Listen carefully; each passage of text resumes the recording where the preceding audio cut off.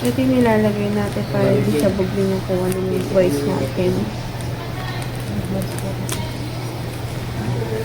Ilan siya? 4? Yes po. Tapos ito yung cable. And ito yung case and mic natin.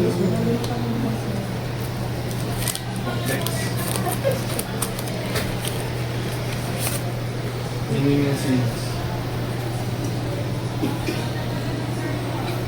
Dito na matagdan ko na. Si Dini. Yung seeds. Tanggalin ko naman yun. Like, see? Ay, hindi pa complex. Try na natin mo.